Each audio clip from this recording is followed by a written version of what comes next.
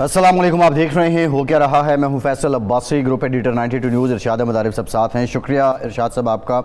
Field marshal Syed Asim Munir Iran के दौरे पे हैं, जहां अहम जो ईरानी ओहदेदार हैं उनसे मुलाकातों का सिलसिला जारी है। अब तक जो ईरानी वज़ीर दाखिला हैं उनके साथ मुलाकात हुई है फील्ड मार्शल सैयद आसिम मुनीर की। दूसरी जानिब ईरानी सदर ने यह कहा है कि अमरीकी और इजरायली हमलों की वजह से अंदरूनी मसाइल हल करने में रुकावट पेश आ रही है।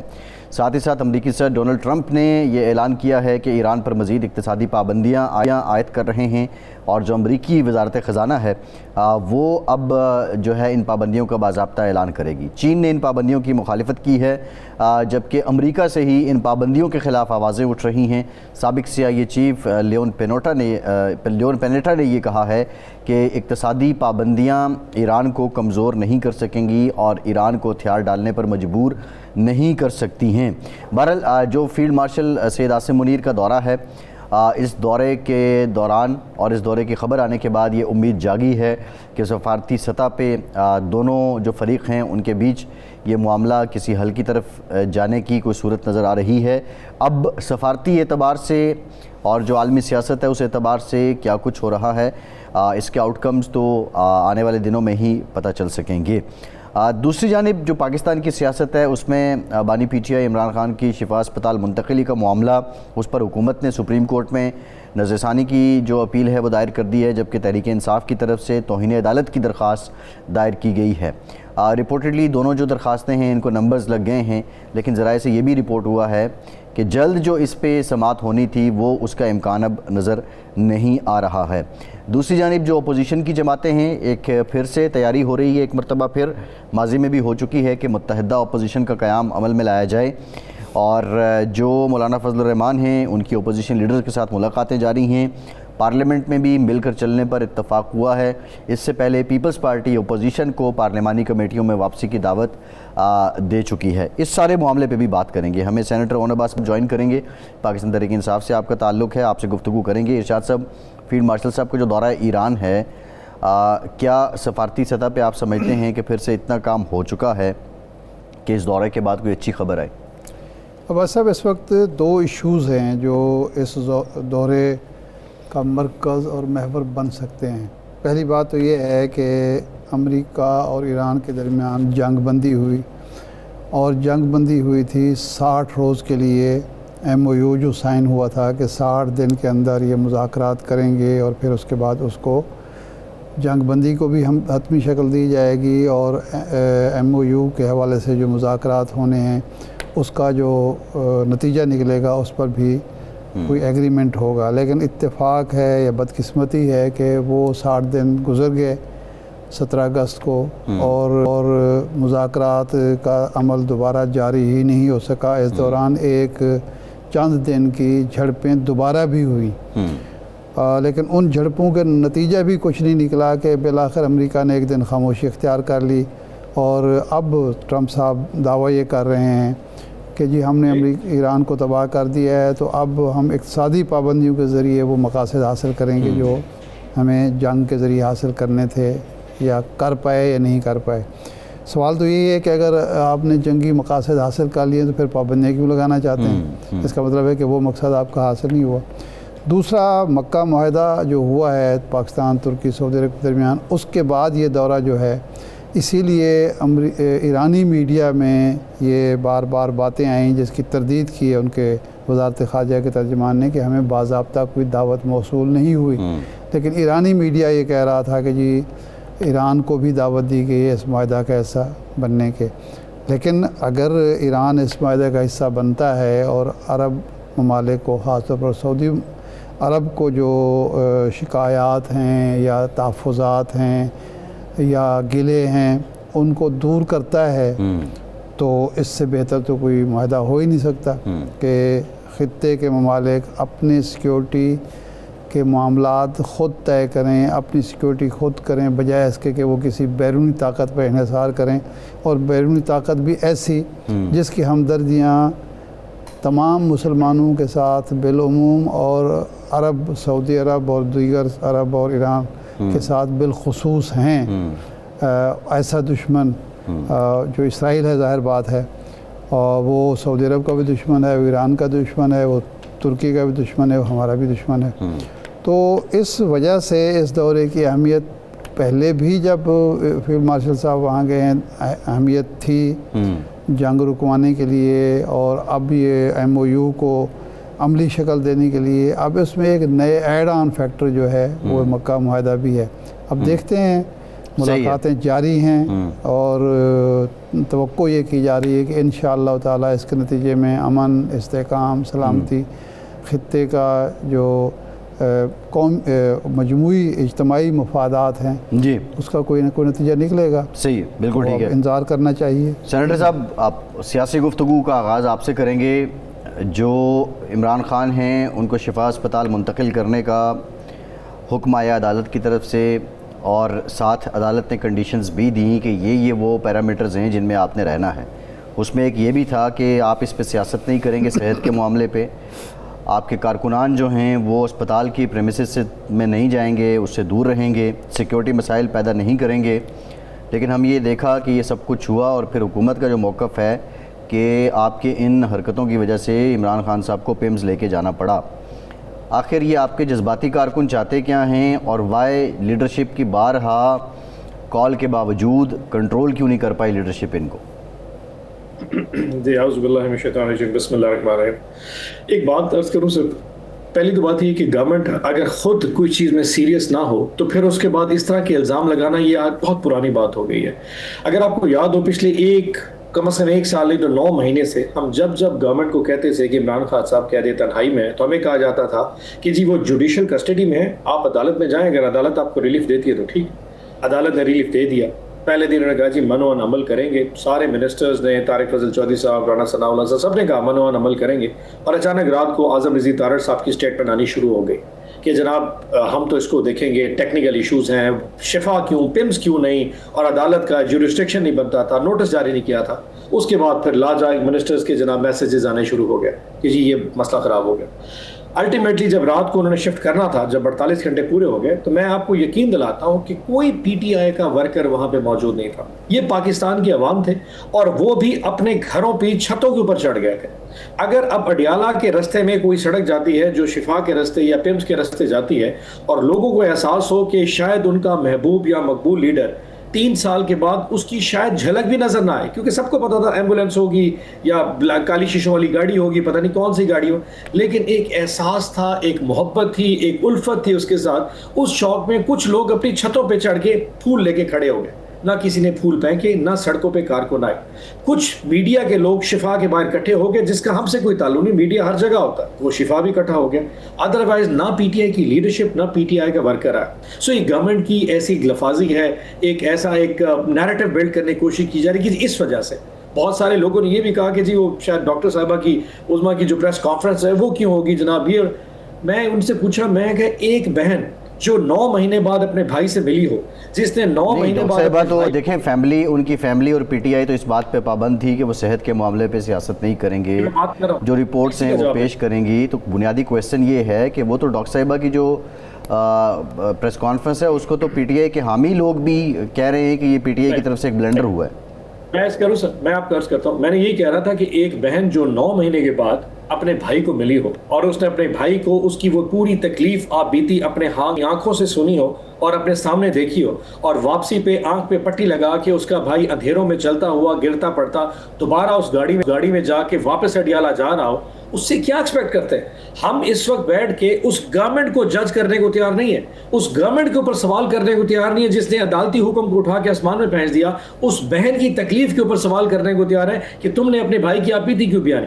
یہ وہ انسانیت کی وہ تذلیل ہے جو کہ اس معاشرے میں پاکستان میں کہتے ہیں نا کہ ہمارا سوشل فیبرک ختم ہو گیا ہے. یہ ہے وہ معاشرے کی تذلیل جو آپ دیکھ رہے ہیں، جس میں ایک بہن پہ سوال تو اٹھا لیتے ہیں، ہم ریاست پہ، حکومت پہ اور گورنمنٹ پہ سوال نہیں اٹھا سکتے کہ تم لوگ آخر وہ میڈیکل بورڈ آپ لوگوں نے بنا کیوں نہیں دیا؟ آپ نے اس کو شفا کیوں نہیں رکھا؟ آپ اس کا علاج کیوں نہیں کرانے اختیار؟ آپ نے اس کو سولیٹی کنفائنمنٹ کیوں رکھا ہوا ہے؟ انسانی ہیومن ٹچ سے وہ دور کیوں ہے؟ آخر اتنی گرمی بھرے تندور جیسی جگہ پہ وہ کیوں پڑا ہوا ہے؟ آخر اس کا قصور کیا ہے؟ کسی نے اس گورنمنٹ کو سوال نہیں کیا. گھوم پھر کے ایک بیچاری اس بہن کے اوپر سوال کرتے ہیں کہ شاید اس نے وہ آ کے وہ اپنی بہن اپنی بھائی کی تکلیف کیوں بتا دی.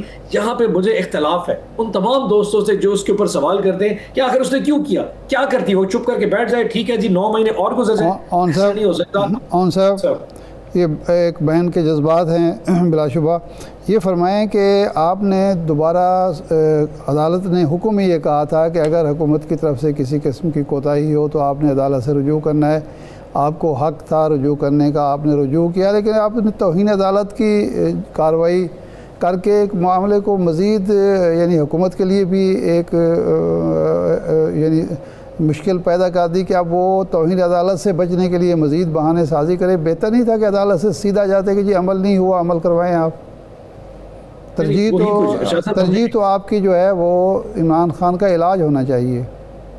سر ارشاد صاحب ایگزیکٹلی وہی کیا. یہ کام ہوا تھا جمعے کی رات کو. ہفتے کی صبح تمام پارلیمنٹیرینز اور ہمارے سیکرٹری جنرل صاحب اور تمام ایم این ایز اور سینیٹرز اس دن عدالت گئے تھے. عدالت بند تھی, میں خود وہاں پہ گیا تھا. ہم نے جا کے وہ جو کنٹیمپٹ آف کورٹ کی اپلیکیشن جمع کرا دی کیونکہ عدالتیں اس دن کھلی نہیں ہوتی. آج پھر سارے دوست گئے تھے لیکن وہ ہمیں ابھی تک اس کا نمبر الاٹ نہیں ہوا. گورنمنٹ کی جو اپلیکیشن تھی جس میں نظر ثانی کی اپیل تھی ان کو نمبر الاٹ ہو گیا, ہمیں نہیں ملا. لیکن حقیقت یہ ہے کہ عدالتیں جس نے آرڈر کیا تھا ہمیں انہی سے توقع ہے اور ہم نے ایگزیکٹلی وہی کام کیا. بٹ آپ گورنمنٹ پہ سوال تو کیجیے. میری آپ سارے میڈیا کے دوستوں سے کہ ہم سارے گورنمنٹ سے سوال کیوں نہیں کرتے. مجھے اس دن انٹیریئر منسٹر ہو رہے ہیں, اس دن سے ہو رہے ہیں میڈیا پر. انٹیریئر منسٹر صاحب کی جی میں نے ان کی پریس کانفرنس دیکھی جو ٹی وی پہ انہوں نے بیان آگے جاری کیا کہ جناب کیونکہ انہوں نے یہ کیا تھا, کیونکہ انہوں نے سر 9 مہینے سے آپ نے ایک شخص کو اتنی ٹارچر میں رکھا ہوا ہے. ذرا ارشاد صاحب ان الفاظ کو یاد رکھیے گا کہ میرا کسی سے کوئی ہیومن ٹچ نہیں ہے. سائیکولوجیکلی آپ نے اس کو توڑنے کی کوشش کی ہے. اس سے بڑا کوئی فزیکل ٹارچر بھی نہیں ہو سکتا جس کی تکلیف میں آپ اس کو رکھے بیٹھے. اور اس سوال میں ہم نے خاموشی سے, ان کی بہن نے سے پریس آفس کی, پارٹی نے نہیں کی, اور ہم نے جا کے ہمارا جو کانسیپٹ جو ہم سوال پوچھ رہے ہیں, ہم آپ سے یہ جاننا چاہ رہے ہیں, یہ تو کورٹ کا اختیار تھا کہ وہ ذمہ داری فکس کرتی کہ اس پہ غفلت کس سے ہوئی ہے. سمپل جو اس معاملے کو مزید الجھانے سے بہتر, یا پی ٹی آئی کی صحت کا معاملہ, اگر عمران خان کی صحت کا معاملہ اگر پی ٹی آئی کی ترجیح ہے تو سمپل عدالتی حکم کے مطابق ایک اپلیکیشن دے دی جاتی کہ آپ نے حکم دیا تھا, اس پہ عمل درآمد نہیں ہوا, اب نیکسٹ آپ کے ڈسپوزل پہ ہے, اب آپ نے کیا کرنا ہے. کویسچن از دیٹ کہ وہ تو عدالت کے پاس پتہ تھا, عدالت نے جن لوگوں کو حکم دیا ہے کس کے خلاف توہین عدالت ہونی ہے. آپ پرائم منسٹر کو نامینیٹ کر رہے ہیں, کچھ لوگوں کو آپ نہیں کر رہے ہیں, تو یہ تو ایک امپریشن یہ آ رہا ہے کہ معاملے کو آپ مزید پولیٹیسائز کر رہے ہیں. اچھا ویسے میں دوبارہ عرض کرتا ہوں, جمعے کی رات کو یہ کام ہوا, ہفتے کی صبح درخواست کنٹیمپٹ آف کورٹ کی اپلیکیشن ہم نے جمع کرا دی. جو لیگل پروسیس تھا وہ مکمل ہو چکا ہے.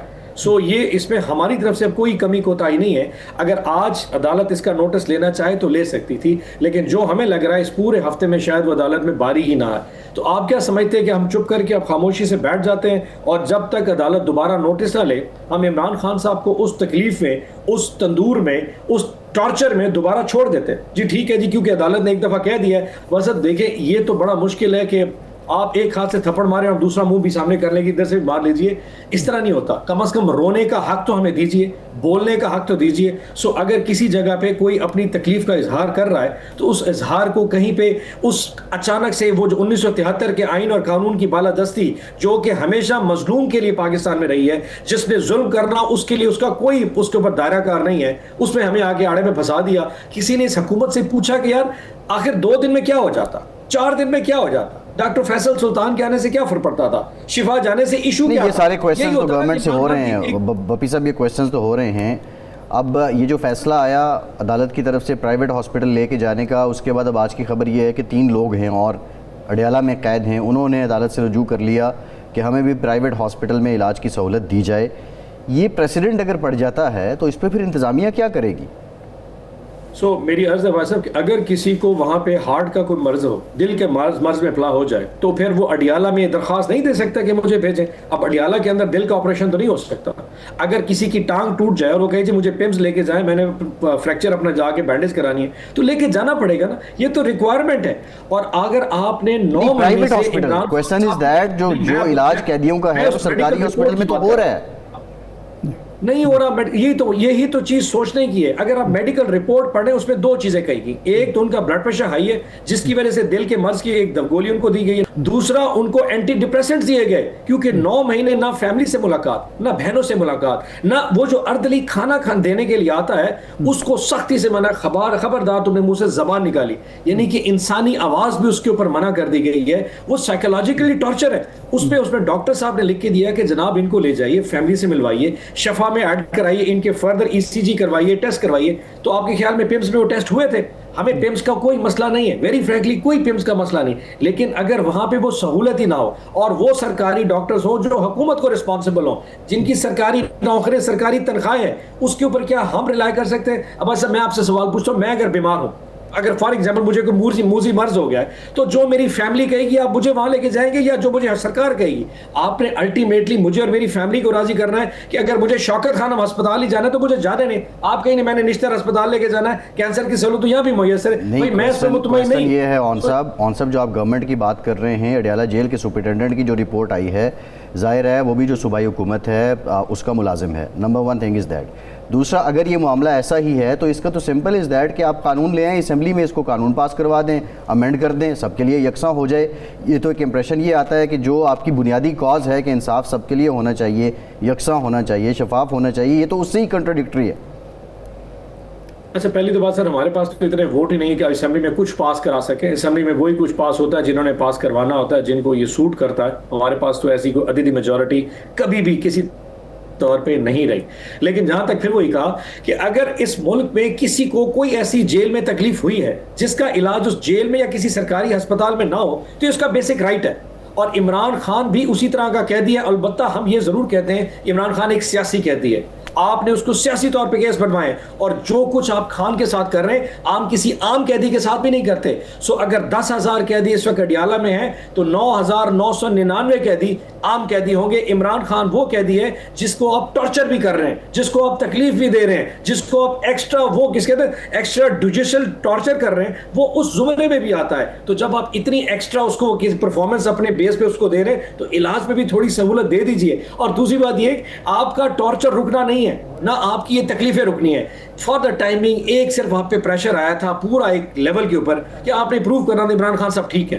اس میں تھوڑا 2-4 دن سے فرق کوئی نہیں پڑتا تھا, لیکن یہ آپ کی طاقت اور آپ کی فرانیت شو کرتی ہے کہ آپ اس قدر مضبوط ہیں, آپ کا نظام اس مضبوط ہے کہ کوئی آپ سے سوال نہیں پوچھ سکتا اور اس کے اوپر ہمیں کوشچن کرتے ہیں. اور کوشچن کون کرتے ہیں؟ واسطے صاحب آپ سوال کریں سمجھ لگتی ہے. ہم سے نون لیگ والے 2 سوال کرتے ہیں جو 50 روپے کے اسٹامپ پیپر پہ 2 سال برامپٹن ہاسپٹل لندن میں گزار کے آئے, وہ ہم سے سوال پوچھتے ہیں. اس پہ بندہ شرمندہ نہ ہو تو کیا کرے ان سے؟ چلو ابھی تو نون لیگ کا بندہ کوئی سوال آپ سے نہیں پوچھ رہا, عباس صاحب ہی پوچھ رہے ہیں.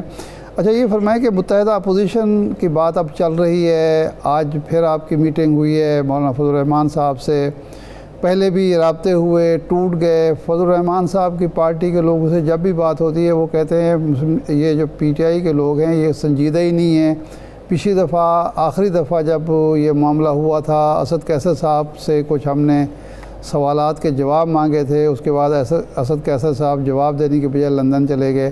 تو اب یہ سنجیدہ معاملہ ہے, اب یہ جو متحدہ اپوزیشن ہے پارلیمنٹ کی حد تک متحد ہو رہی ہے یا یہ پارلیمنٹ سے باہر بھی اس کا اتحاد ہوگا, اور کون کون سی جماعتیں آپ کے ساتھ شامل ہونا چاہتی ہیں؟ اور فضل الرحمان صاحب کیا اسی طرح آپ کے اتحاد کا حصہ تھے جس طرح ہوں گے جس طرح PDM کے اتحاد کا حصہ تھے؟ دیکھیں صاحب, ہمارا اور JVA کا ایک تاریخی پس منظر ہے. ہم ایک شدید قسم کے مخالف رہ چکے ہیں, چاہے وہ الیکشنز کی سیاست ہو چاہے پارلیمان کی سیاست ہو. تو ہم نے بالکل ایک کنفلکٹنگ قسم کے اپوزٹ پولز کے اوپر دونوں پولیٹیکل جماعتیں رہ چکی ہیں. بلکہ آپ کو یاد ہو کہ 2022 کی جو PDM گورنمنٹ بنی تھی اس کو لیڈ بھی مولانا فضل الرحمان صاحب نے کیا تھا.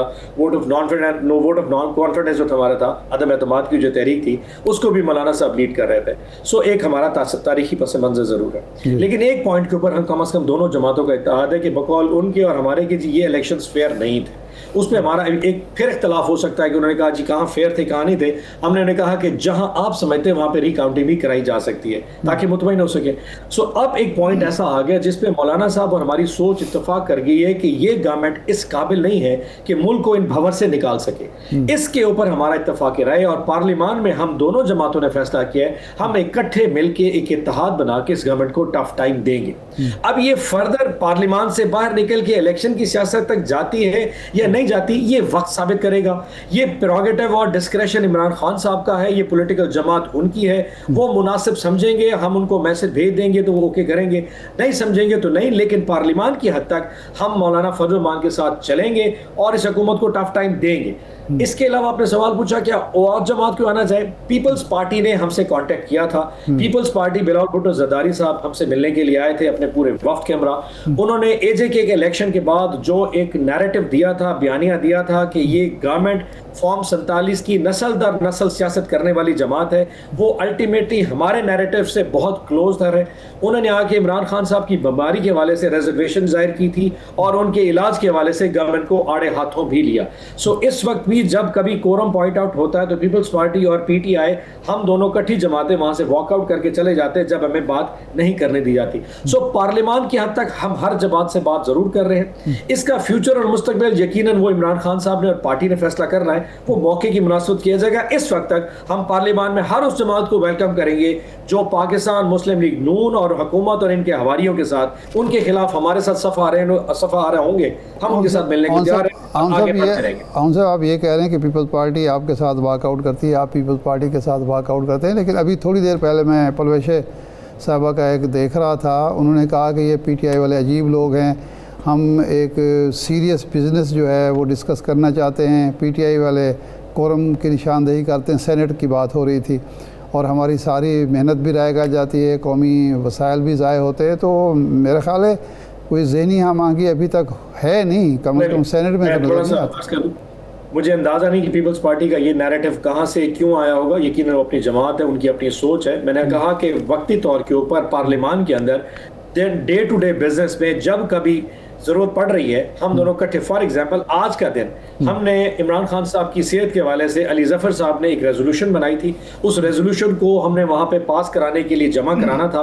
پیپلز پارٹی نے انڈورس کیا کہ ہمیں اس ریزولوشن میں وہ ووٹ دے گی, لیکن ڈپٹی چیئرمین سینٹ نے اور لا منسٹر صاحب نے ہمیں الاؤ نہیں کیا کہ جی صاحب جوڈس میٹر ہم نہیں الاؤ کرنا چاہ رہے. سو جب کورم پوائنٹ آؤٹ ہوا اس سے پیپلز پارٹی ہم سے پہلے واک آؤٹ کر گئی, ہم بھی ساتھ واک آؤٹ کر گئے, اس کے بعد کورم جو ہے نا مائنس پہ چلا گیا. سو یہ ایسا نہیں ہوا, ہم دونوں اس پہ, اور آج پیپلز پارٹی کی کوئی بزنس نہیں تھا. میں نے کہا وہ ایک علیحدہ جماعت ہے, ان کی اپنی سوچ ہے اور ہم اس کو عزت دیتے ہیں. لیکن بلاول بھٹو زرداری صاحب کی عمران خان صاحب کے حوالے اسٹیٹمنٹ دینے کے بعد ہم پارلیمان میں کہیں نہ کہیں ایک دوسرے کے ساتھ الائنس میں ضرور چلے جاتے ہیں. وہ کوئی پولیٹیکل الائنس نہیں, اتحاد نہیں ہے. ڈے ٹو ڈے بزنس کے حوالے سے وہ ہم کہیں نہ کہیں ایک دوسرے کی بات سمجھ لیتے ہیں. لیکن as long as PTI Peoples Party اس گورنمنٹ کو ٹف ٹائم دینے میں ہمارے ساتھ موو کرے تو پارلیمان میں ہم یہ چیز ان کے ساتھ چلاتے رہیں گے. کویسچن از دیٹ بپی صاحب کے مولانا فضل الرحمان کے لیے سافٹ کارنر آپ نے خود ذکر کیا کہ کس طرح کی پالیٹکس تھی. پیپلز پارٹی کے بلاول صاحب کے اس اسٹیٹمنٹ کے بعد آپ کی ایک نیچرلی الائن ہونے کی ایک راہ ہموار ہو رہی ہے. تو پی ٹی آئی میں کیا اس وقت آپ کی لیڈرشپ میں اتنی اہلیت صلاحیت ہے کہ وہ اتنے اگر سمٹمز نمودار ہو رہے ہیں اور پیپلز پارٹی کو وہ اپوزیشن بینچز میں لے آئے؟ اچھا, اس کا فیصلہ کرنا تو یقیناً پیپلز پارٹی پہ. اگر آپ سوال پوچھیں میری لیڈرشپ کے بعد, ویسے میں غرض کروں میں اپنے آپ کو خوش قسمت سمجھتا ہوں کہ اس جماعت میں ہوں کہ 9 مہینے سے ہمارا عمران خان صاحب سے رابطہ نہیں ہے, پھر بھی جماعت سروائیو کر رہی ہے. 9 مہینے سے دیکھیں پاکستان کی سیاست میں بغیر لیڈرشپ کے, بغیر ایک پرسنالٹی کلٹ کے کوئی جماعتیں نہیں چل پائیں. اور عمران خان صاحب کی پارٹی تو ہم آئیڈیالوجی بیسڈ ہے, اور یہ وہ شخص ہے جو کہ عمران خان کے ارد گرد ہی گھومتی ہے. پھر بھی ہم 9 مہینے اوکے سوکے سروائیو کر گئے. اگر اس پوری پوزیشن میں دیکھیں خدا کی طرف سے اپرچونٹیز بن جاتی ہیں. اب اے جے کے کا الیکشن نہ ہوتا یا جی بی میں یہ دونوں پارٹیز آپس میں کہیں فال آؤٹ نہ کر دیں تو الٹیمیٹلی یہ سولوشن میں نہیں بننا تھا. سو پالیٹکس میں اپرچونیٹیز بنتی ہیں اور کہیں نہ کہیں اس کو گراسپ کر لیا جاتا ہے. مجھے اس چیز پہ فخر ہے کہ ہماری لیڈرشپ میں ابھی اتنی ضرور دم خم ہے کہ وہ چیزوں کو اسیس کر رہی ہے. کہیں ان ہاؤس فائٹنگ ہو بھی جاتی ہے. اتنی بڑی جماعت ہے, فیڈریشن کی جماعت ہے, اتنے سارے قومیتوں کے لوگ ہیں, زبان بولنے والے پورے پاکستان کے ڈفرنٹ لوگ ہیں, پھر بھی ہم ایک بنچ آف ایسی ایک کلٹ ہمارا ہے جس میں کہیں نہ کہیں آپ کو عمران خان کی شخصیت کا وہ خاصہ نظر آتا ہے. اس وجہ سے ہم جڑے رہتے ہیں. سو آئی پرسنلی سی کہ جو پچھلے 2 ہفتے میں پارٹی نے کیا ہے, مجھے اس پہ خوشی, اور انشاءاللہ آپ آنے والے دنوں میں اس پہ فردر بھی امپروومنٹ دیکھیں گے. یہ صوبوں کے مسئلے پر بھی مولانا فضل الرحمان صاحب اور پیپلز پارٹی, آپ کا موقف تو ہے نا, نئے صوبے بننے چاہیے, چھوٹے یونٹس ہونے چاہیے, آپ سے اتفاق کریں گے؟ اچھا دیکھیں, میں نے پھر وہی کہا کہ تینوں جماعتوں کا اپنا مینیفیسٹو ہے, اپنے پلانز ہیں. اب ہماری جماعت کا مینیفیسٹو بہت کلیئرٹی ہے, صوبے بننے چاہیے. ان دونوں جماعتوں کے اوپر کوئی ایشو ضرور ہے. ہمارا پوائنٹ ہے کہ ٹھیک ہے آپ صوبے بنائیں, لیکن پھر ہم نے اس میں اینڈ پہ کہا کہ جب تک فیڈریشن کی تمام جماعتیں اس کے اوپر راضی نہ ہو جائے, اور خاص طور پہ وہ صوبہ جس کے لوگ یا جس کی حکومت اس پہ راضی نہیں ہے, آپ اس کو بلڈوز نہیں کر سکتے. آپ کو ان کو کنونس کرنا پڑے گا, آپ کو ان کو ایکنالج کرانا پڑے گا کہ کیوں کر ان کے عوام کے لیے بہتر ہے. اسلام آباد میں بیٹھ کے جب کبھی فیڈریشن نے کبھی فیصلہ کیا ہے, وہ وہاں کے لوگوں نے اس طریقے سے نہیں مانا جب آپ نے حکم کر دیا. نہیں, آپ قائل کریں نا, آپ جب اس کے حق میں ہیں تو آپ ان کو قائل کریں, اتحاد میں لائیں, قائل کرنے کا.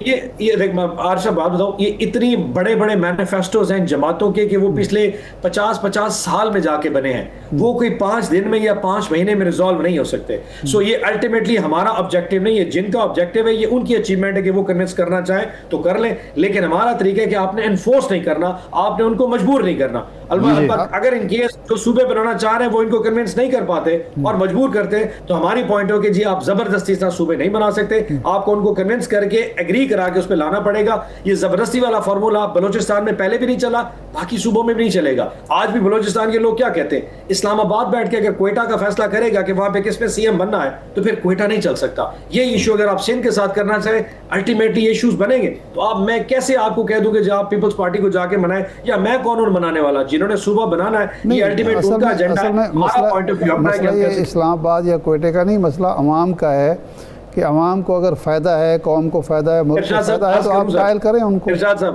with all due respect sir, عوام کے فائدے تو 10 لاکھ چیزوں میں ہے. کون سا آیت ہے, کس نے کام کیا ہے؟ جب تک یہ ہماری ذات کو بینیفٹ نہ دے تب تک کسی کو نظر نہیں آتا. صوبے کسی کو بینیفٹ دے رہے ہوں گے تو سمجھ لگ رہی ہے, نہیں دیں گے تو پھر مشرف صاحب نے بھی شروع کیے تھے, چپ کر گئے تھے. اس ملک میں کبھی عوام کی فلاح کے لیے کچھ نہیں کیا جاتا, اپنی فلاح کے لیے کیا جاتا ہے. یہ ایک منافقت کی سیاست ہے, یہ ساری کی ساری وہ لپ سروس ہے جو ہم عوام کو بیچتے ہیں کہ جی 1973 کے آئین کے تحت تمہارا جناب یہ کام. کوئی 1973 کے آئین کو کابتے کس نے مانا؟ سو عوام کی فلاح کا اس میں کوئی چکر نہیں, یہ ذاتی انٹرسٹ ہے. اگر کہیں کوئی ویسٹڈ انٹرسٹ کسی کو نظر آ رہا ہے کہ صوبے بننے سے اس کا بینیفٹ ہے تو ٹھیک ہے, ادروائز اس حوالے سے کوئی جی نہیں پڑے جا رہی. ٹھیک بہت بینیفٹ ہو. ٹھیک, وفی صاحب بہت شکریہ آپ کے وقت کا. سینیٹر آن وفی صاحب ہمارے ساتھ موجود تھے. ایک بریک کے بعد واپس آئیں گے, ہمارے ساتھ رہیے.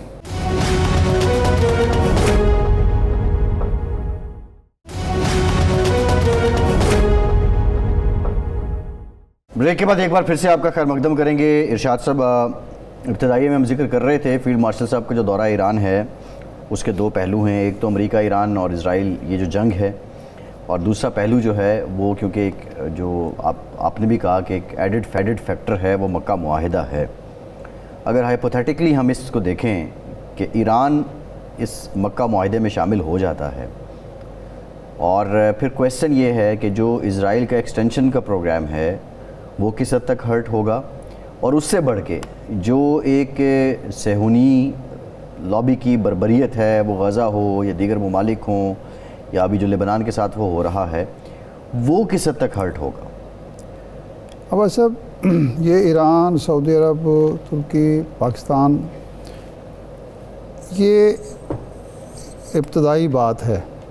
دیکھیں جو کچھ اسرائیل نے پچھلے 78 سال میں کیا وہ ایک طرف, اور پچھلے 3 سال میں جو کچھ اس نے کیا ہے, یعنی پہلے تو یہ تھا کہ جی امریکہ بھی کسی نہ کسی سطح پہ کوئی اخلاقی جو ہے وہ موقف اختیار کر لیتا تھا. وہ کہتا تھا اسرائیل کا وجود خطرے میں ہے, اور اسرائیل کو وجود اگر تسلیم کر لیا جائے تو پھر باقی مسائل بھی ہو سکتے ہیں. 2 ریاستوں کا فارمولہ بھی پیش کیا جاتا تھا, فلسطین کی بات. اس 3 سال کے عرصے میں اسرائیل بھی ننگا ہو کے سامنے آ گیا اور اس نے یہ کہا کہ جی ہم صرف اپنے بقا کی جنگ نہیں لڑ رہے، ہم توسیع پسندانہ عزائم رکھتے ہیں اور ہم فلسطینیوں کو روک نہیں رہے حملوں سے، ہم فلسطینیوں کو ختم کرنا چاہتے ہیں۔ اب دیکھیں نا، فلسطینیوں نے تو چلو جی حماس نے حملہ کر دیا، لبنان سے حزب اللہ کے حملے ہوتے ہیں، شام میں کیا ہوا ہے؟ ابھی جو شام میں جو کچھ وہ کر رہا ہے، شام نے تو ایسا کچھ نہیں کیا۔ شام میں جو اس وقت موجودہ حکومت ہے وہ اس نے تو کوئی ایسا عمل نہیں کیا جس کی وجہ سے اسرائیل کو کوئی خطرہ، اگر وہ بشار اسد کی حکومت ہوتی، اسد کی حکومت ہوتی، اس سے پہلے پھر کوئی بات ہو سکتی تھی۔ اس نے تو کسی کو بخشا ہی نہیں ہے۔ اور جو لبنان کی حکومت ہے وہ تو اسرائیل کی مخالف نہیں ہے، اس نے لبنان کی جو ساری کی ساری خود مختاری تھی، سالمیت تھی، سب کو خطرے میں ڈال دیا، اس کے علاقوں پر قبضہ کر لیا۔ اور جو گریٹر اسرائیل کا معاملہ ہے اس نے چھپانا ہی نہیں پسند کیا۔ اور امریکہ کا جہاں تک تعلق ہے، امریکہ کو اس کے ساتھ کھڑا ہے، یعنی حملہ کرتا ہے اسرائیل ایران پر اور امریکہ اس میں شامل ہو جاتا ہے۔ پھر مذاکرات امریکہ اور ایران کے ہو رہے ہیں، پھر دونوں مل کے حملہ کر دیتے ہیں، امریکہ بہادر پھر حملہ کر دیتا ہے۔ اور اب پھر اطلاعات یہ آ رہی ہیں کہ اسرائیل اپنے طور پر حملہ کرنا چاہتا ہے کہ آپ بیٹھیں، ہم خود اس سے نمٹ لیں گے۔ تو ایسی صورت میں اب یہ مسئلہ صرف نہ سعودی عرب کا ہے، نہ ایران کا ہے، نہ ترکی کا ہے، یہ پورے عالم اسلام کا مسئلہ ہے۔ اور اس نے کبھی اس بات کو چھپایا نہیں ہے کہ میرے جو گریٹر اسرائیل کے عزائم ہیں ان کے راستے میں کون کون رکاوٹ بن سکتا ہے۔ انڈیا کے ساتھ جو تعلقات ہیں اسرائیل کے وہ کسی سے مخفی نہیں ہیں، ایک دوسرے یک جان دو کالے والا معاملہ ہے۔ یہ تو ہے ایک ایشو۔ دوسرا جو ایشو ہے وہ یہ ہے کہ یہ مسلم ممالک جتنے بھی ہیں ان کی اپنی بقا کے تقاضے کیا ہیں؟ کیا وہ امریکہ پر مکمل انحصار کر سکتے ہیں؟ وہ تو وقت نے ثابت کیا کہ نہیں ہو روس پر سکتا۔ جن ممالک نے انحصار کیا ان کا کیا حشر ہوا؟ آپ لیبیا کا جو حشر ہوا، جو شام کا ہوا، اس سے پہلے عراق کا ہوا، اس سے پہلے ایک لمبی فہرست ہے۔ پھر جن ممالک نے امریکہ پر انحصار کیا ان کے ساتھ جو کچھ ہوا، ان کی لیڈرشپ کے ساتھ ہوا، ان کی معیشت کے ساتھ جو کچھ ہوا، ان کے دفاع کے حوالوں سے، یعنی پاکستان اور امریکہ سیٹو ایس سینٹو جو دو معاہدے تھے اس میں شریک تھے۔ ہم پر حملہ ہوا 1965 میں، امریکہ نے ہم پر پابندیاں لگا دی۔ آپ کو ہم نے ان سے ہتھیار لیے ہوئے ہیں، ان کے پرزے ہمیں نہیں ملیں گے۔ جی اس وقت یعنی چین کے ساتھ تو ہمارا کوئی دفاعی معاہدہ نہیں تھا، چین نے ہماری مدد کی، مسلم ریاستوں نے، اس میں سعودی عرب بھی تھا، ایران بھی تھا، ترکی بھی تھا، الجزائر بھی تھا، اور بھی ممالک تھے، انہوں نے ہماری مدد کی، لیکن امریکہ نے ساتھ دیا انڈائریکٹ۔ 71 کی جنگ میں پاکستان ٹوٹ رہا تھا، امریکہ تماشا دیکھ رہا تھا۔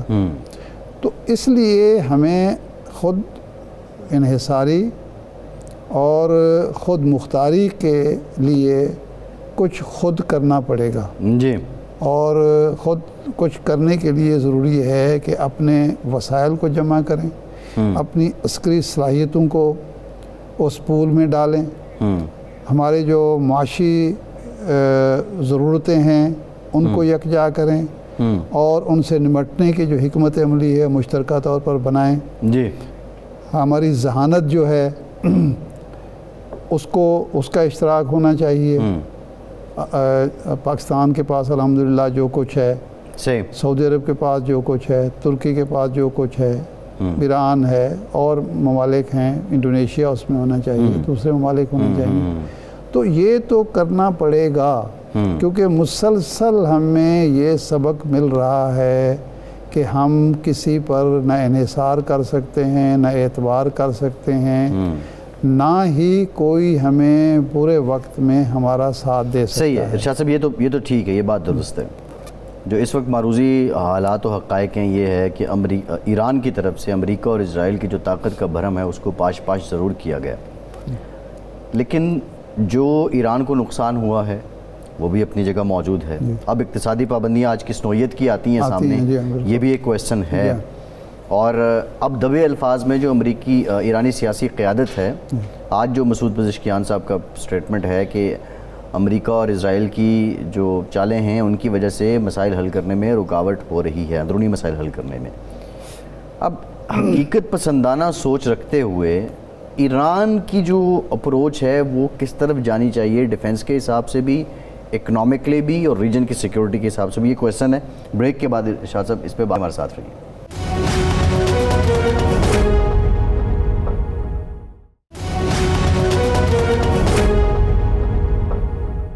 بریک کے بعد ایک بار پھر سے آپ کا خیر مقدم کرتے ہیں. ہمیں جوائن کیا ہے پاکستان کے نامور سفارتکار آصف درانی صاحب. آپ نے تہران میں بھی خدمات انجام دی ہیں. درانی صاحب, thank you very much for your time. Field marshal صاحب کا جو دورہ تہران ہے, آپ کا اندازہ کیا ہے کہ سفارتی سطح پر کوئی بریک تھرو ہوا ہے, اس کے بعد یہ دورہ ہو رہا ہے, یا کسی بریک تھرو کی تلاش میں یہ دورہ ہو رہا ہے؟ یہ دونوں باتیں ہیں, اور اس میں یقیناً آپ نے دیکھا ہوگا کہ پچھلے دنوں جو اسلام آباد ایم او یو کی وائلیشنز بھی ہوئی ہیں, اور اس سے بدمزگی میں بھی اضافہ ہوا. پھر دونوں جانب سے الزامات اور الزامات جو ہے وہ بھی آپ نے دیکھے ہیں, تو اس سے ایک طرح سے تلخی میں اضافہ ہو گیا تھا. لیکن بہرحال گڈ سینس ہیز پریویلڈ, اور یہ اس میں پاکستان کی بہرحال کوششیں مسلسل رہی ہیں. اور ابھی جو فیلڈ مارشل صاحب تہران تشریف لے گئے ہیں, اس میں یقیناً یہ بات سامنے ہے, اور خاص کر یہ اس تناظر میں ہو رہا ہے کہ پریزیڈنٹ ٹرمپ نے پھر دھمکی دی ہے کہ وہ ایران کے خلاف سخت اقتصادی پابندیاں لگا رہے ہیں. اس وقت اب یہ ہو گیا ہے کہ جو ملٹری آسپیکٹ تھا وہ لگتا ہے ٹھنڈا پڑ گیا ہے. اب پریزیڈنٹ ٹرمپ جو ہے وہ اقتصادی پابندیاں مزید سخت کرنے کی کوشش کریں گے, لیکن میں نہیں سمجھتا کہ وہ ان کو اس میں کامیابی ہوگی, کیونکہ ایران سے 1979 سے ان پابندیوں کا شکار ہے, اور اس لیے ایران کا انڈیورنس لیول جو ہے وہ باہر اپنی جگہ ہے, اگرچہ اس نے ایران کے لیے بہت پرابلم بھی پیدا کی ہے. نہیں درانی صاحب, پہلے جو پابندیاں لگتی تھی اس میں ناکہ بندی نہیں ہوتی تھی. اب چونکہ ناکہ بندی بھی ہے, پابندیوں کے باوجود جو تیل چلا جاتا تھا, گیس چلی جاتی تھی, کچھ ممالک خرید لیتے تھے. اس میں جاپان تھا, اس میں چین تھا, اس میں انڈیا تھا, کچھ اور ممالک تھے. اب تو ناکہ بندی کی وجہ سے سپلائی لائن ہی اس نے کاٹ دیے, تو اب پابندیاں پہلے سے زیادہ مؤثر نہیں ہوں گی اور زیادہ نقصان نہیں ہوگا.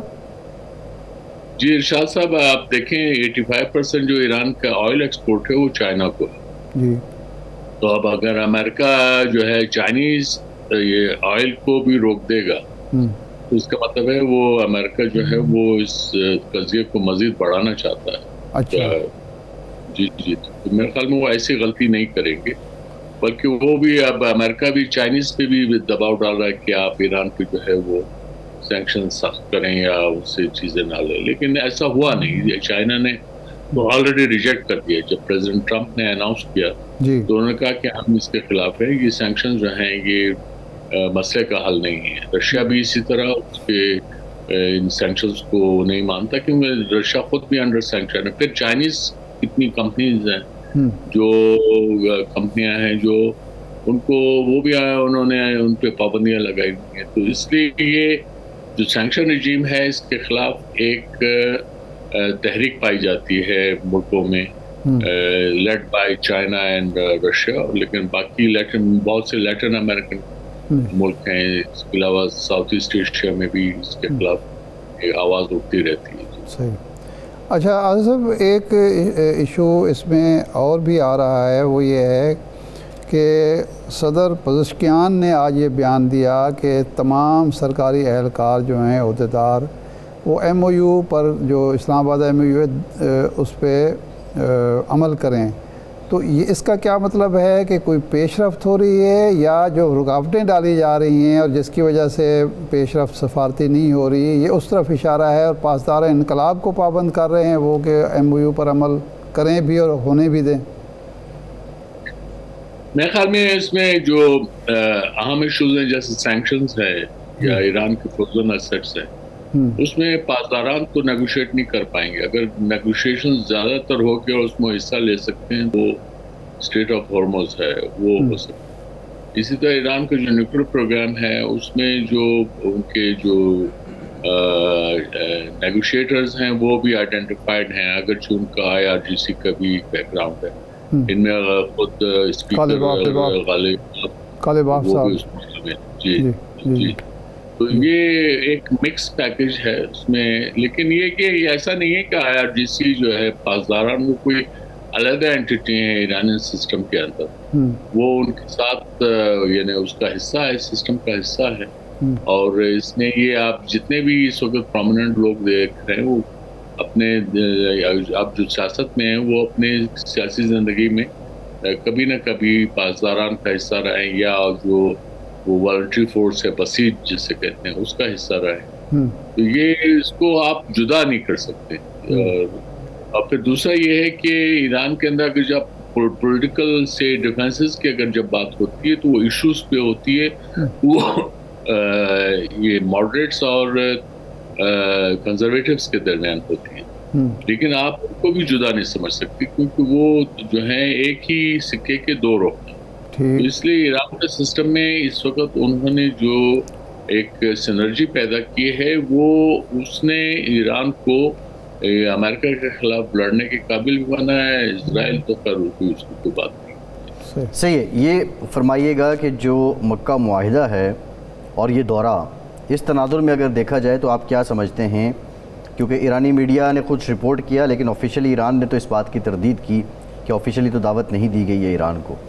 تو اس کنٹیکسٹ میں فیلڈ مارشل صاحب کے دورے کی کیا اہمیت ہے؟ دیکھیے اس میں یہ کئی ایشوز ہو سکتے ہیں, لیکن ابھی میرے پاس تو یہ جو سفریقی معاہدہ ہے, پیکٹ ہے, وہ اس کے جزیات تو مجھے معلوم نہیں ہیں. ہم سب یہی کہہ رہے ہیں. اس میں البتہ یہ ہے کہ وہ جو نیٹو کی کلاس 5 ہے اس کا اعادہ کافی ہو رہا ہے, وہ اہم ہے. لیکن یہ ہے کہ یہ جو معاہدہ ہوا ہے یہ ایک ریجنل سیکیورٹی آرکیٹیکچر کی طرف ایک قدم ہے اور اہم قدم. صحیح. اس میں البتہ ایجپٹ اور ایران ابھی باہر ہیں, اور یہ بہت امپورٹنٹ ملک ہیں. اگر آپ نے ایک viable, durable, credible security order بنانا ہے تو اس میں آپ ایران کو مس نہیں کر سکتے. اچھا. اور اسی طرح ایجپٹ ہے, اس کا بھی رول ہوگا. لیکن ایجپٹ کے معاملے میں یہ ہے کہ اس کے تو اسرائیل کے ساتھ تعلقات ہیں, ویسے تو ترکی کے بھی ہیں, لیکن ایجپٹ کے تعلقات کی نوعیت کچھ اور ہے. اچھا. وہ امریکہ سے بھی سالانہ امداد لیتا ہے جیسے اسرائیل کو امداد. تو اس کے بعد یہ ہے کہ انہوں نے یہ بارڈر وغیرہ بند رکھے ہیں, اس میں پیلسٹینینز کے لیے مشکلات پیدا ہوئی ہیں, لیکن بھارت وہ ان کے اپنے انٹرسٹ ہیں تو وہ اس کو واچ کر رہے ہیں. ایجپٹ کا جو کردار ہے پیلسٹائن کے کیس میں وہ اتنا اسٹرانگ نہیں ہے, اگرچہ وہ عرب لیگ کے جو کامن اسٹانس ہے اس کو ساتھ دیتا رہا ہے. لیکن یہ بھی اپنی جگہ حقیقت ہے کہ ایجپٹ جو ہے عرب لیگ کے اندر پہلا ایسا ملک ہے جس نے جو ہے کیمپ ڈیوڈ ایکارڈ کیا. اس کے بعد پھر آپ دیکھ رہے ہیں کہ ایجپٹ کو جو ہے وہ بہت سپورٹ بھی ملی اور پھر وہ رہا ہے. لیکن اس کے ساتھ ہی وہ عرب لیگ کا ایک اہم ملک بھی رہا ہے, وہ ایسے کا بھی اور اہم ملک ہے. تو ایجپٹ کی اپنی اہمیت, اور پھر یہ کہ عرب ملکوں میں اس وقت وہ اپنے جو عسکری طاقت کے لحاظ سے بھی سب سے بڑا ملک سمجھا جاتا ہے. صحیح. آپ سمجھتے ہیں کہ یہ جو نئی پابندیاں امریکہ لگا چکا ہے, لگا رہا ہے, آج بھی اعلان ہونے والا ہے, وہ ایک تو جنگ کا متبادل ہیں کہ جنگ میں جو شکست نہیں دی جا سکی وہ پابندیوں سے دی جا سکتی ہے, اور موجودہ رجیم کے لیے کتنا مشکل ہوگا, کیا اپنا وجود وہ برقرار رکھ سکے گی ان پابندیوں کے بعد اگر معاشی مشکلات, اقتصادی مشکلات بڑھ گئیں؟ دیکھیے ارشاد صاحب, یہ پابندیاں تو نئی نہیں ہیں, 79 سے ایران ان پابندیوں میں ہے. اس نے مشکلات ضرور پیدا کی ہیں مثلا ایران, لیکن اس کے باوجود آج بھی اس کا جو پر کیپٹا ہے GDP پر کیپٹا وہ تقریباً $4,600 کے قریب. ہم جو ہے رو دھو کے ابھی شاید $1,900 پہ پہنچے. تو یہ آپ دیکھ سکتے ہیں کہ ان کے پاس ایک اسپیس موجود ہے. اور پھر یہ کہ ان کی سب سے بڑی طاقت جو ہے وہ ان کی جغرافی ہے, جس کو امریکہ جو ہے شکست نہیں دے سکتا. اور وہ اپنے بوٹس آن گراؤنڈ نہیں لائے گا امریکہ، ہم پہلے بھی تکرار کر چکے ہیں اس بات، اسرائیل بھی وہ جرت نہیں کرے گا، تو لہٰذا ملٹریلی امریکہ کو کوئی کامیابی حاصل نہیں ہے۔ اچھا ہاں یہ اقتصادی راستہ جو اگر وہ اڈاپٹ کرنا چاہے گا تو اس کے بھی جو ہے ماضی میں ناکامیاں ہوتی رہی ہیں، اور اس وقت بھی اگر ایران جو ہے وہ اس کو اگر وہ چائنا اس کا جو ہے بلک آئل جو ہے وہ لے رہا ہے، اور اس کے بعد ایران کو جو ہے وہ اسلحہ اور ٹیکنالوجی جو ہے رشیا اور چائنا سے اگر برابر ملتی رہے گی تو ان سینکشنز کا کیا وہ اثر ہوگا؟ مجھے نہیں لگتا کہ ایسے صحیح ہے۔ اچھا، نیو یارک ٹائمز کی آج کی رپورٹ ہے کہ جی آبنہ ہرمز پر جو کنٹرول ہے ایران کا وہ کمزور پڑ رہا ہے، اور انہوں نے ایک ڈیٹا دیا ہے کہ جی اتنے جہاز گزرے، اتنے داخل ہوئے، اتنے نکلے وہاں سے، تو وہ یہ کہہ رہا ہے کہ پہلے کے مقابلے میں ایرانی کنٹرول ہرمز پر کمزور ہو رہا ہے، اگر وہ کمزور ہوتا ہے تو ایک ترپ کا پتہ تو پھر ایران کے پاس نہیں رہے گا۔ دیکھیے یہ جو اپنا ہرمز ہے اس کو آپ سمجھیں صومالیہ بھی بند کر سکتا ہے۔ اچھا، وجہ یہ ہے کہ ایک دھمکی دینے کی بات ہے تو یہ جتنی شپنگ لائنز ہیں اور انشورنس کمپنیز ہیں وہ ہاتھ پیچھے ہٹا لیتے ہیں، تو بزنس جو ہے متاثر ہو جاتا ہے۔ صحیح۔ تو اس لیے ایران کی گارنٹی بہت اہم ہوگی ایک اسموتھ سیلنگ کے لیے، یہ اپنا ہرمز کو کھلا رکھنے کی، تو یہ اس کے لیے ایک ایگریمنٹ کی ضرورت ہوگی جس میں جو ہے باقاعدہ ایران کو کمٹ کرنا پڑے گا، اور ظاہر ہے وہ کچھ لو اور کچھ دو کی بنیاد پہ یہ بات اس وقت امریکہ اگر چاہے وہ بھی بغیر اپنے جہاز بھیجے ہوئے بھی وہ اس کو اپنا ہرمز کو بند کر سکتا ہے، وہ کیا کہ نہیں جائیں گے، وہ ایک میزائل مار دیں گے، اس کے بعد آپ کیا کریں گے؟ جہاز تو رک جائیں گے، وہ انشورنس کمپنیز جو ہے وہ رسک نہیں لیں گی، ملینز آف ڈالرز کا جہاز ہے وہ، اس لیے یہ ایک اب تک اس معاملے میں آپ کو کوئی سیٹسفیکٹری جواب نہیں ہے جی وہ بند کر دیں گے، بھائی بند تو کر سکتے ہیں آپ، یہ کمزور پڑنا یہ مجھے نہیں لگتا، یہ ملٹریلی تو اس پہ تو امریکن نے کون سا کوئی اپنے چوکیدار وہاں بٹھایا جی، اور اگر وہ بٹھائیں گے بھی تو ولنریبل ہوں گے۔ یہ فرمائیے گا عمان اور ایران کا جو میکینزم زیر غور تھا آبنہ ہرمز کو کنٹرول کے لیے، ڈیفینیٹلی اس میں سعودی عرب نے بھی ایک نیگوسیشن کے دوران ان پٹ دی تھی، ایران اس پہ ایگری نہیں ہوا، الٹیمیٹ تو یہ جورسڈکشن دیکھی جائے، یہ ٹیریٹری دیکھی جائے تو یہ ان دونوں کنٹریز ہی کی بنتی ہے، اگر ایران اور امریکہ کے بیچ کوئی معاملہ طے بھی ہو جاتا ہے تو عمان کو کیسے ایڈجسٹ کیا جائے گا؟ نہیں وہ میرے خیال میں اس کا تعلق جو ہے وہ مذاکرات سے یہ حل ہوگا، ابھی شروع میں جو ہے وہ میکسیملسٹ پوزیشن اڈاپٹ کریں گے، اس میں بیسک پلیئرز تو عمان اور ایران ہیں، تو یہ نیگوشیشن، ہاں البتہ عمان کو پیچھے سے اگر کوئی انٹرسٹڈ کنٹریز جو ہیں گلف کے وہ ان کو کوئی وہ دے سکتے ہیں کوئی براؤنی پوائنٹس، تو وہ علیحدہ بات ہے، لیکن یہ نیگوشیشنز بہرحال اگر یہ سائن ہوگا تو میجر پارٹیز میں تو ایران اور عمان ہوگا۔ ہاں یہ جو وہ ہے ایم او یو، اسلام آباد ایم او یو، وہ یہ کہتا ہے کہ یہ اس گلف اسٹریٹ آف ہرمز کے سلسلے میں جو رجیم ہے اس میں ایران اور عمان جو ہے ڈسکس کریں گے، اس کو سارٹ آؤٹ کریں گے، لیکن in consultation with golf countries, تو اب یہ گلف کنٹریز کا انپٹ بھی ضروری ہوگا، اور یہ ایک اوور آل ریجنل سیکیورٹی کے لیے بہت اہم ہوگا، نہ صرف military security but economic security, اس کے لیے بھی بہت اہم۔ اچھا دران صاحب یہ فرمائیں کہ اسلام آباد ایم او یو ہوا، اس پر عمل درآمد نہیں ہو سکا، مسٹرسٹ بھی تھا، کچھ خلاف ورزیاں بھی ہو رہی تھیں، سارا کچھ، اب دوبارہ اگر دونوں فریق آتے ہیں تو یہ تو ثابت ہو گیا کہ جی امریکہ جب چاہے کسی معاہدے کو ختم کر سکتا ہے، اور یہی پوزیشن ایران کی بھی ہے، تو اب کون سے حالات ہوں گے یا کون سا جبر ہوگا جو ان دونوں کو عمل درآمد پر مجبور کرے گا؟ جی یہی حالات ہی ان کو مجبور کریں گے، اس میں اقتصادی پابندیاں بھی ہیں، اس میں باقی ممالک جو ہیں جب ان کو بھی جو ہے حرارت محسوس ہوگی، ہیٹ ان تک پہنچے گی، ان کے لیے بھی مشکلات پیدا ہوں گی، لیکن یہ میں بتا دوں کہ ایم او یو جو ہے وہ ایک سٹارٹنگ پوائنٹ ہے, یہ بلڈنگ بلاک ہے. ایم او یو نے کوئی اس میں وہ فیصلے نہیں دیے ہیں, اس نے راہ دکھائی ہے, چاہے وہ اسٹیٹ آف ہارمز ہو یا ریموونگ آف سینکشنز ہے یا انفریزنگ آف ایسیٹس ہے یا ایران کا جو نیوکلیر پروگرام ہے, اس کے لیے جو ٹیکنیکل کمیٹیز ہیں انہوں نے ملنا, تو وہ ابھی تک نہیں ملی ہے. یہ جب ملیں گی تو وہ اس کو تھریش آؤٹ کریں گے. وہ 60 ڈے کا جو پیریڈ دیا تھا وہ لیپس ہو گیا.